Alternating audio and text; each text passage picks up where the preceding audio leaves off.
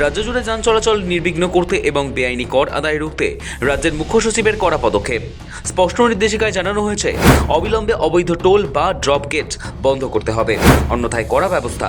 রাজ্যের বিভিন্ন প্রান্তে চলাচলের পথে বেপরোয়াভাবে গজিয়ে উঠেছিল অসংখ্য টোল গেট এবং ড্রপ গেট, যার অনুমোদন ছিল না। দীর্ঘদিন ধরে এই সমস্ত জায়গায় গাড়ি চালকদের কাছ থেকে বেআইনিভাবে টাকা তোলার অভিযোগ উঠছিল। অবশেষে এই প্রসঙ্গে এবার কঠোর অবস্থান নিল পশ্চিমবঙ্গের নতুন বিজেপি সরকার।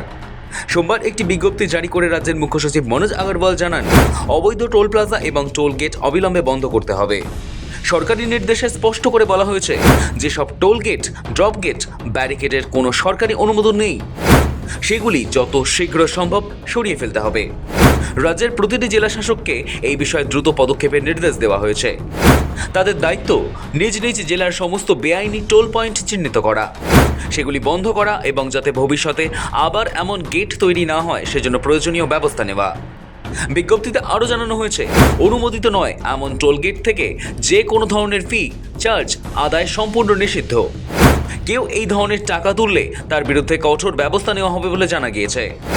এছাড়া রাজ্যের সমস্ত অনুমোদিত টোল সংগ্রহ কেন্দ্রের একটি হালনাগাদ তালিকা তৎক্ষণাৎ প্রস্তুত করে জমা দেওয়ার নির্দেশ দেওয়া হয়েছে।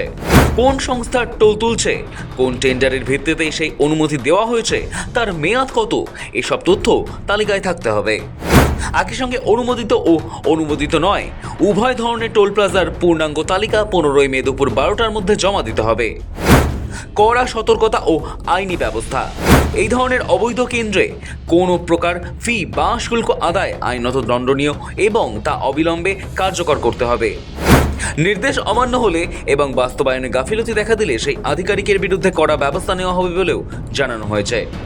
রাজ্য সরকারের এই সিদ্ধান্তে সাধারণ মানুষের হয়রানি কমার পাশাপাশি বেআইনি টোল আদায় বন্ধ হবে বলেই মনে করা হচ্ছে।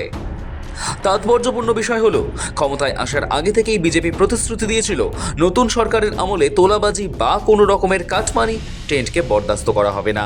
ব্যবসায়ীদের অভিযোগ ছিল, হাইওয়ের একাধিক গুরুত্বপূর্ণ জায়গায় পণ্যবাহী লরি নিয়ে আসার ক্ষেত্রে টাকা দিতে হয়।